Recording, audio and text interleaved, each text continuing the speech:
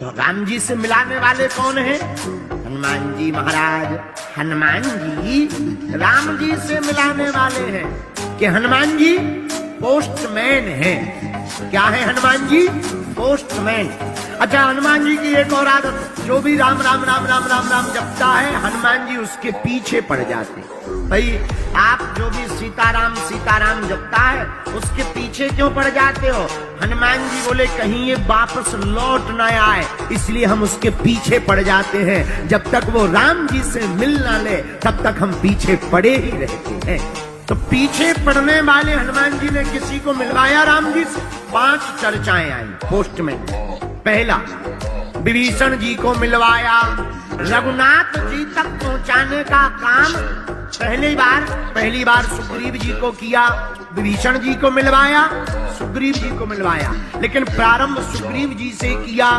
सुग्रीव जी से कहा हम आपको राम जी से मिलवाएंगे। श्री हनुमान प्रसाद पोद्दार जी कहते हैं सुग्रीव भयभीत है, कह रहा हमें तो डर लग रहा महाराज, जीना मुश्किल है, आयु के दिन कम बचे, हो सकता हम ना जिएंगे, मर जाएंगे, कैसे राम जी से मिल पाएंगे?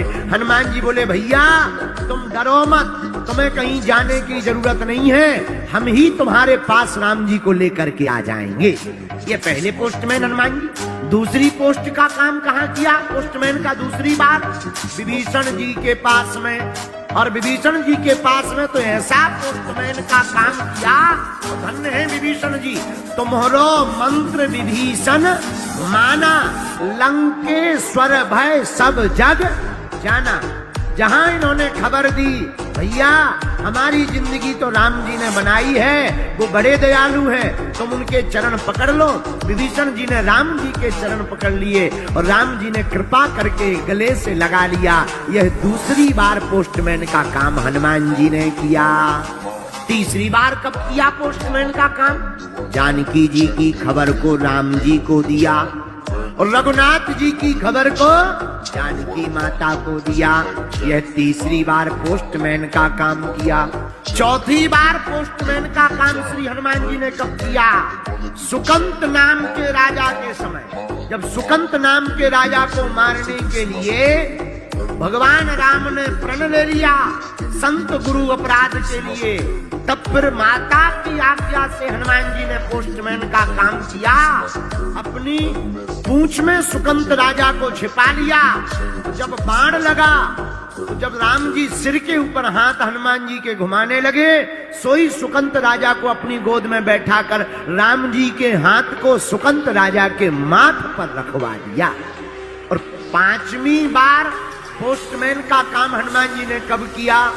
5वीं बार राम सेतु के समय पर किया। राम सेतु का पुल बन रहा, बड़ी बड़ी शिलाएं बानर, भालू, अंगद, दधिमुख, केहरी, नल, नील सभी ला रहे हैं। हनुमान जी से कहा तुम बड़े बड़े पर्वत लेकर के आओ।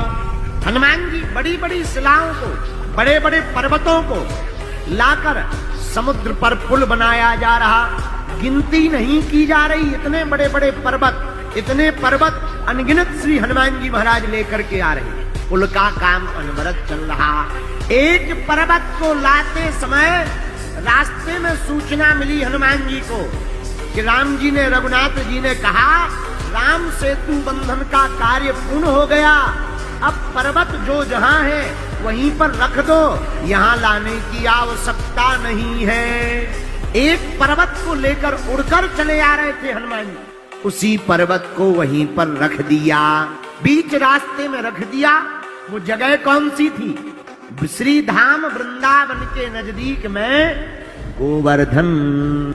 वहां पर पर्वत को रखा तो वह पर्वत प्रकट होकर रोने लगा। क्या बात है, क्यों रो रहे हो? हाथ जोड़ते हुए गोवर्धन जी कहने लगे महाराज आज तक का रिकॉर्ड हमने देखा, आपको जिसने भी अपना बनाया या आपने जिसका भी हाथ पकड़ा वो भगवान से जरूर मिला, पर मेरा ऐसा कौन सा पाप है कि आपने मुझे हाथ पर भी रखा फिर भी मैं भगवान से नहीं मिल पा रहा। मेरे अपराध को बताया जाए, मेरी कौन सी भूल है जो मैं भगवान से नहीं मिल पा रहा? क्या मुझे भगवान के दर्शन नहीं होंगे? क्या मैं भगवान से नहीं मिल पाऊंगा? आपने तो अपने हाथ पर रखा। आप तो महात्मा हैं, संतों के भी संत हैं, क्या राम जी के दर्शन नहीं होंगे? श्री हनुमान जी महाराज उसकी रोती हुई वाणी को सुनकर के बोले, भैया तुम रो मत, भगवान की आज्ञा हमारे लिए सर्वोपरि है, पर तुम चिंता मत करो, हम कुछ संदेशा राम जी से लाकर तुमको देते। राम जी के पास गए। सरकार, सब पर्वतों को स्वीकार किया, पर एक गोवर्धन नाम का पर्वत हम ला रहे थे सेतु बंधन के लिए, आपने मना कर दिया, हमने उसे बीच रास्ते में रख दिया सो तो कोई बुराई नहीं है, पर वो रो रहा है बेचारा, आंखों में आंसू भर के कह रहा, क्या हमें भगवान के दर्शन नहीं मिलेंगे? राम जी बोले, भैया हनुमान, सेतु बंधन का काम तो पूरा हो गया, लेकिन अगर वह पर्वत रो रहा और तुमने उसे अपने हाथ पर रखा, तो तुमने तो अपने हाथ पर रखकर अपने सामने रखा होगा, जाकर के तुम वचन दे आओ, हम द्वापर युग में जब श्री कृष्ण अवतार लेकर के आएंगे, उस पर्वत को दर्शन भी देंगे और अपनी उंगली पर उठाकर अपने सिर पर रखेंगे। हम सम्मे नहीं, तुम महात्मा हो, महात्मा जिसे स्वीकार कर ले उसे हम सिर पर रखेंगे। हनुमान जी की आंखों से आंसू आ गए, गोवर्धन पर्वत के पास आए, भैया तुम्हारे भाग्य खुल गए। क्या भाग्य खुल गए महाराज? क्या राम जी ने हमें बुलाया है? नहीं नहीं नहीं, जाना तो कैंसिल हो गया, टिकट तो कैंसिल हो गई, फ्लाइट बुक हो गई, जाना कैंसिल है, तो क्या हमें दर्शन नहीं मिलेंगे? अरे नहीं भैया, वचन दे दिया रघुनाथ जी ने। क्या? बोले द्वापर युग में जब वह कृष्ण अवतार लेंगे, तब एक दिन नहीं, एक घड़ी नहीं, 7 दिन तक तुम्हें सरकार के दर्शन होंगे और अपनी अंगुली पर तुमको धारण करेंगे। वह पर्वत भी बड़े गदगद हो गए। इस कथा से सिद्ध होता है मेरे प्रियजनों, मेरी आत्माओं, महात्मा जिसको गले लगा ले उसे परमात्मा भी गले लगा लेते हैं, और हनुमान जी जिसकी बाह पकड़ ले उसे राम जी प्राप्त हो जाते हैं। बोलो जय बजरंग बली। तो हनुमान जी महाराज की कथा क्यों आवश्यक है? क्योंकि हनुमान जी हैं पोस्टमैन। पोस्टमैन हनुमान जी का काम क्या? भक्त की कथा, भक्त की खबर भगवान को देना, भगवान का संदेशा भक्त को देना।